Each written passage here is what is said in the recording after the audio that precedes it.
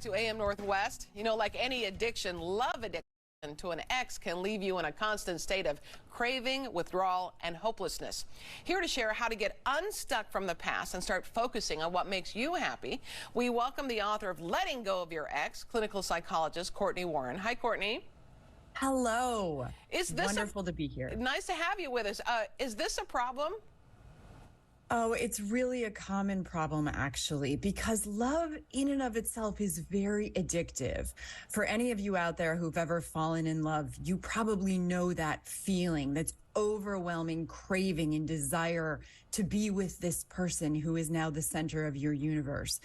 And if you fall in love really hard for someone and then you break up, it can throw you into an addictive cycle of symptoms that's very unpleasant and hard to get out of, actually. So what have you seen in your, when you've counseled people, what have you seen them do? I mean, I remember back when it was in my 20s and I would drive past the guy's house just to see if he had somebody over. Now that was crazy. That is a perfect example. Yeah. So some of the primary symptoms are cravings for contact. So you become hyper-focused on your ex as if you need them. You want to know what they're doing. You want to know who they're dating. You're imaging what their life looks like now and sometimes even reliving the past. So looking through old text messages or searching for them on social media. You might act in ways that are really harmful for you in the long run. Your example of driving by their house. Yeah. It could also look like stalking behavior, or it could be doing things to distract yourself, like drinking too much or going out and just trying to date as many people as possible, just so you don't have to feel the pain of breaking up. And of course, all of that is associated with a whole host of emotional struggles. So you might feel really down and depressed or very anxious. And that generally leads us to a really just dysfunction in our lives, to feeling like you really aren't yourself anymore, like you're not sure what to do with your life moving forward. Lost and alone is how a lot of people feel after a breakup. Is this as a result of childhood trauma for some people?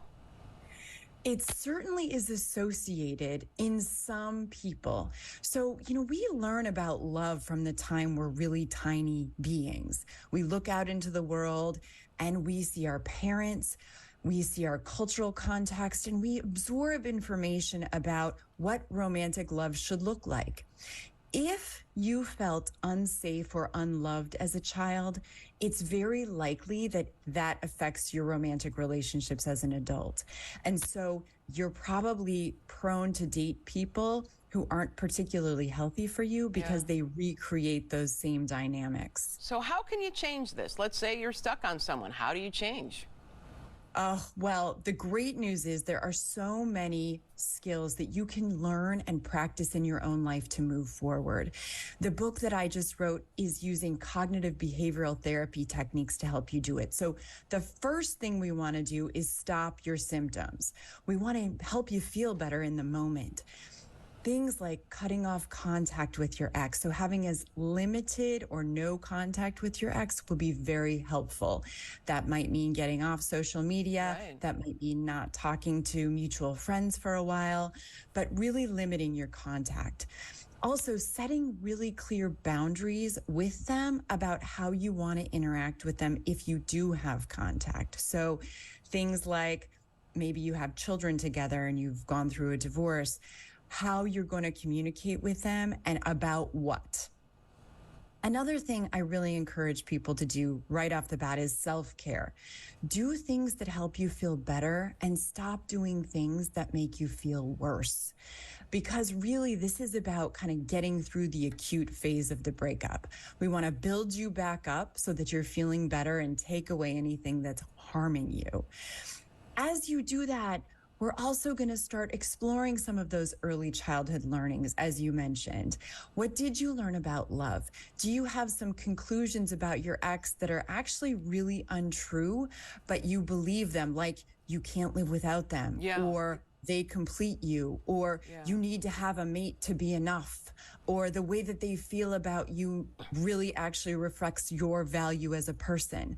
None of those things are true, but they're really common ways that we think after a breakup. Sure. So those are a few of the things that I would start with. You actually also talk about how this kind of behavior can hurt your heart. Like actually hurt your heart. Yes. You know, breaking up actually is incredibly stressful. Yeah. And it can be physiologically very upsetting to people. You may find yourself not sleeping very well. You might notice changes in your eating behavior. You might want to, gorge on the chocolate when you're feeling really depressed, or you might not be eating much at all. You might stop exercising, or you might want to exercise too much. So it actually can really affect your health. And one of the reasons self-care early on is so important is that those are all risk factors for getting sick. When you're not eating well, or if you start drinking too much or smoking, those are risk factors for heart disease. They're also risk factors for mental health struggles. And even things like compromised immune systems can lead you to getting the cold or getting COVID more easily, or any kind of virus that's going around. I would think, too, that now would be the time then to seek counseling if you find yourself doing those destructive behaviors. Absolutely. Breakups are difficult for almost all of us, even if it's something we want, even if we initiated it. Sure.